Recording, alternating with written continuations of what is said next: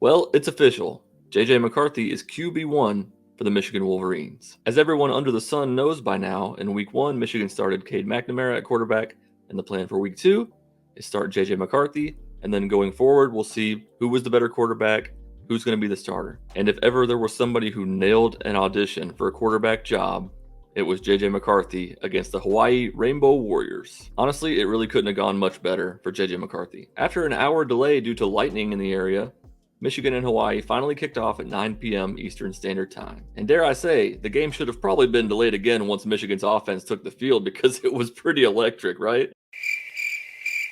I'm really sorry for that joke. JJ McCarthy's first pass as a starter for Michigan? Oh, just a 42-yard strike to Roman Wilson. Roman Wilson, the Hawaii native, actually had 2 touchdowns in this game, so that had to be pretty sweet for him. The offense just has an easy feel to it with JJ at quarterback, doesn't it? It just feels easy. Look, I understand this is Hawaii and they're a really bad team, but Cade McNamara came in this game and he had the same chance against the same Hawaii defense. And unfortunately, Cade failed to get a first down on all 4 possessions in which he was playing. It's not completely Cade's fault that his drives weren't successful, though. Michigan whiffed on a couple of blocks, including letting Hawaii get their first sack of the season. I think I can speak for many Michigan fans when I say that we are extremely thankful for what Cade McNamara did last year, the leadership that he's shown on this team, and taking Michigan to the playoff. But this is clearly JJ McCarthy's team now. And don't just take my word for it. This is what Coach Harbaugh had to say about it. Yeah, JJ, he had a near flawless performance. 11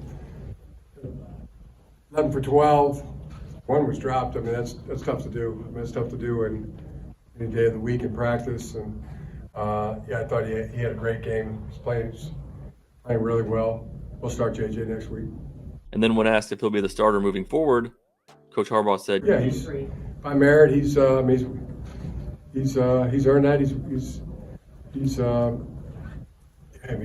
That's by performance, by merit." For me, that was good to hear after the game because we didn't really know if Coach Harbaugh was going to address it right then or if he was going to wait. And I think it was good to get out of the way. Scott Bell summed it up pretty well in his tweet when he said, "I didn't want to see Cade McNamara struggle like he did, but in some ways, having this competition play out so definitively over the past 2 weeks may be a blessing in disguise for the trajectory of this season. This spilling out beyond week 2 could have done more harm than good." The quarterback stats last night, JJ McCarthy was 11 for 12 for 229 yards, 3 touchdowns, and he had a 16-yard run.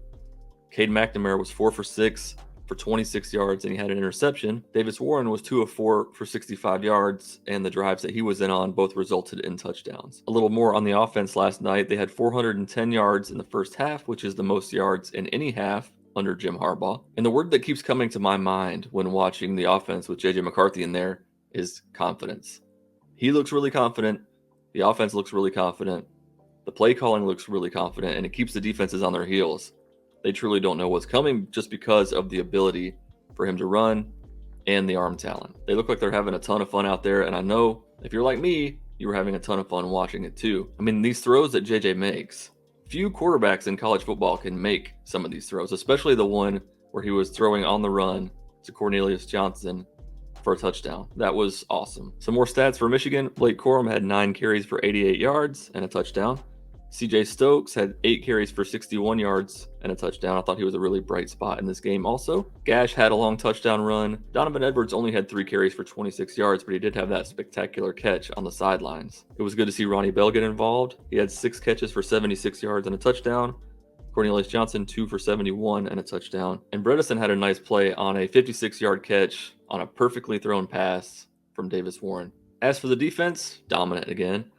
I know it's Hawaii. And let's just face it, it's going to be this way until Michigan plays a quality opponent.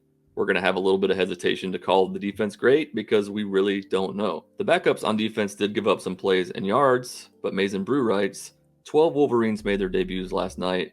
Spring game hero quarterback Davis Warren, linebacker Jerome Nichols, wide receiver Zach Peterson, linebacker Deuce Spurlock, kicker Rhett Anderson, tight end Noah Howes, offensive tackle Connor Jones, tight end Marlon Klein, defensive back Nico Andrighetto, defensive back Joshua Luther, long snapper Greg Tarr, and wide receiver Jake Thaw. It's hard to get a feel for how good the team really is when you play lesser opponents like this.